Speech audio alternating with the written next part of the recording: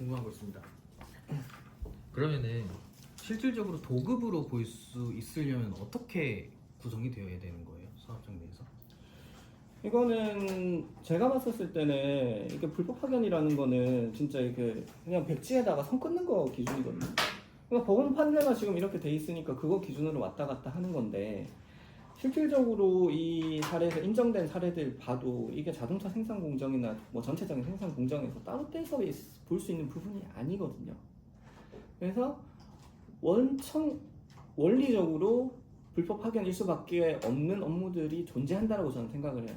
그래서 그거는 원청이 어떻게든 수행을 해야 되는 업무가 맞다라고 생각을 하고, 근데 그게 아닌 업무들은 이제 완전히 분리가 되어가지고 실질적으로 이제 하청업체에서 독립적으로 뭔가 결정 권한을 행사할 수 있는 그런 업무들은 이제 하청이 되겠죠.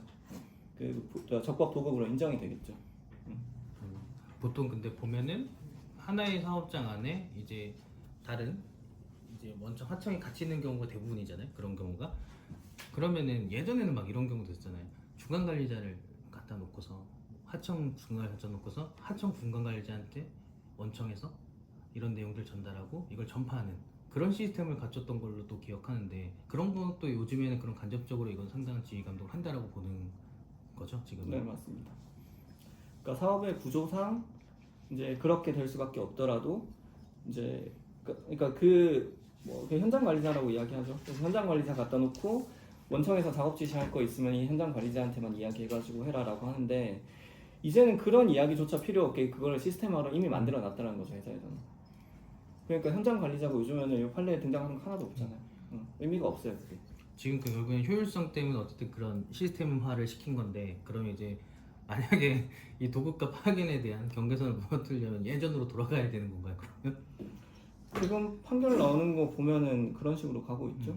지금 현대차, 그러니까 이게 불법 파견 관련해가지고 가장 선구적으로 도입을 했었던 회사가 현대차고, 지금도 보면 알겠지만 현대차 관련된 판결이 제일 많이 나오잖아요. 근데 앞으로 계속 나올 거예요, 이거는.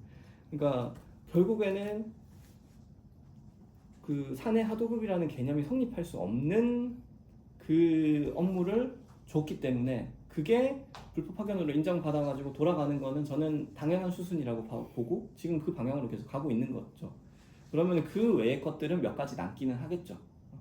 그런 문제. 그럼 이게 저 방금 갑자기 궁금한 게 생겼는데, 지금 같은 경우는 대부분 다 제조 라인이잖아요. 근데 건설 현장 보면은 원하청이 명확하게 나오잖아요. 근데 실제 원하청이 있긴 하지만 원청에서 다 지시 감독을 하거든요. 그럼 그런 경우도 그걸 볼 수 있을까요? 파견 형태로? 근데 건설업 같은 경우에는 이제 원체 그 뿌리 자체가 이제 여러 단계의 도급을 통해 가지고 하는 구조로 나왔기 때문에 실질적으로 그게 문제가 안 되는 걸로 저는 생각을 하고요. 그리고 업무 내용이 건설 같은 경우는 아예 그거를 딱 토목. 떼서 주게 되니까.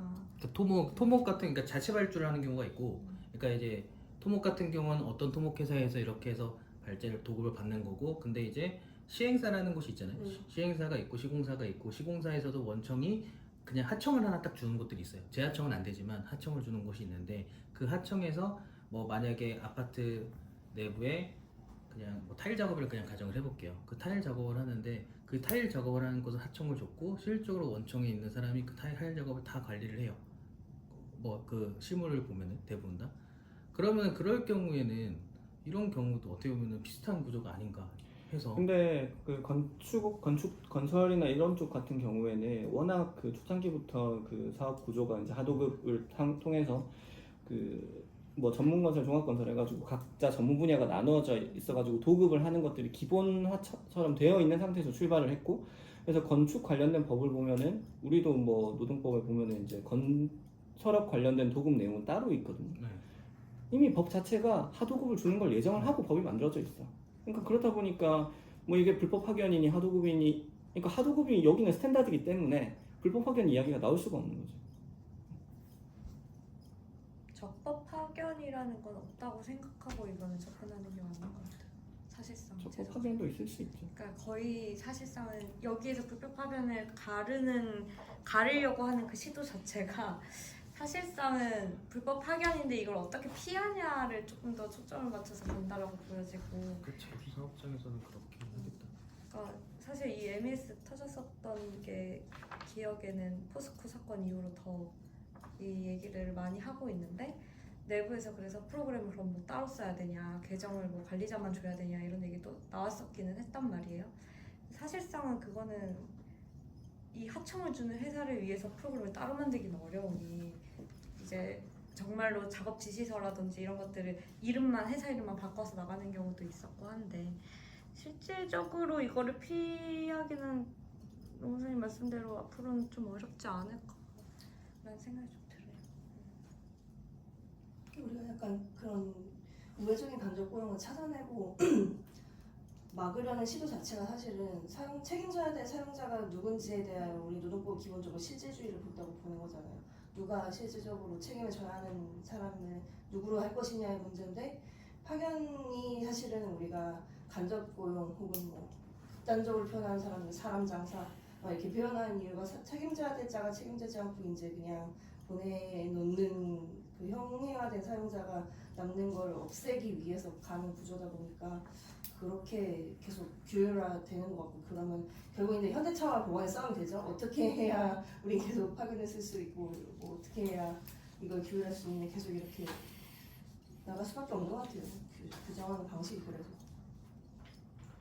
그 예전에 제 기억에 아마 우리 박준 대표님이 얘기했던 것 같은데 제가 이 자리에서 뭐를 발표할까 왜냐면 제가 노동법에 대해서 전문 변호사가 아니기 때문에 고민을 많이 했었는데 그때 제가 잡았던 게 도급에 대해서 맞아요. 설명을 해주겠다 그런 얘기를 했었잖아요. 그래서 오래전 오늘 제가 발표했던 주제도 그 아파트 경비 영역 계약 네. 성질 그것도 어떻게 보면은 법률 관계 성질이 도급이냐 위임이냐 그쵸. 예. 그렇지. 예. 그것도 좀 전에 질문하신 것도 이게 맥락이 맞닿아 있는 것 같은데 아까 이제 우리 윤 노무사님께서 발표하신 것처럼 이제 기업들이 워낙 어떤 법적 자문을 많이 받아가지고 어떻게 근로자성이 명백하게 판단되는 짓들 행동들은 안 하는 것 같아요. 그래서 모든 게 아마 좀 회색지대로 이제 존재하는 것 같아요. 그게 좋은 건지 나쁜 건지는 뭐 어떻게 쉽게 얘기할 수 있는 결론을 내릴 수 있는 건 아닌 것 같은데 다만 이제 일선 실무 현장에서 이러한 사태를 어떻게 해야 되느냐는 우리한테 주어진 문제인 것 같고 그래서 이걸 어떻게 처리할까 이런 거는 상당히 의미가 있는 것 같은데 저는 여기서 지금 보면서도 아까도 이제 말씀해 주신 게 1심 결론, 2심 결론 다르고 또 대법원에서 기각될 거다 이렇게 예상을 해주신 것도 있고 한데 그렇다면은 이렇게 그 뛰어나신 판사님들의 판단이 왔다 갔다 한다라면은 근로자 입장에서는 이건 정말로 뭐 오래 맡길 수도 없는 거고 이러한 법적 현실을 과연 그대로 두고 보는 게 적절한가라는 의문이 저는 좀 들어요. 그래서 그때 발표하면서도 제가 또 그 전에도 우리가 뭐 이런 뭐 배달의 민족 특수 용역 이런 분들에 대한 발표를 할 때도 제가 그때 질문을 했었는데 이 근로자성 판단 또는 뭐 도급 여부 판단 이런 걸 판단을 할 때 기존의 어떤 법적인 판단 그런 틀을 갖고 접근을 하는 게 아니라 예를 들면은 입증 책임을 아예 전환시켜 버린다든가 지금은 어떻게 보면 근로자들 뭐 변호사들이 어떻게 하느냐 뭐 이런 것도 상당히 영향을 많이 미치잖아요. 자료 제공하는 것도 강제 수사권이 없기 때문에 이어가야 하는 어떤 사안에서 인정되고 어떤 사안에서 인정 안 되고 그렇기 때문에 아예 그 고용주 아니면 이런 사람들에게 입증 책임을 지운다라든가 아니면은 그때 얘기했던 것처럼 어떤 포인트 형태를 해가지고 여러 가지 측면이 그러니까 우리가 가져갈 수 있는 프레임이 굉장히 많을 거 아니에요. 뭐 업무가 동일한 건지 연관돼 있는 건지 지시가 목했는지 임금을 어떻게 받는 건지 이런 것들을 하나하나 이렇게 가점화해가지고 일정 점수에 달한다면은 이 기준으로 보면 얘는 근로자가 아니 불법 파견이 안 되는데 이 기준으로 보면은 될 수도 있는 것들이 있잖아요. 그렇기 때문에 차라리 그런 경우는 그런 식으로 가점화를 해보는 건 어떤지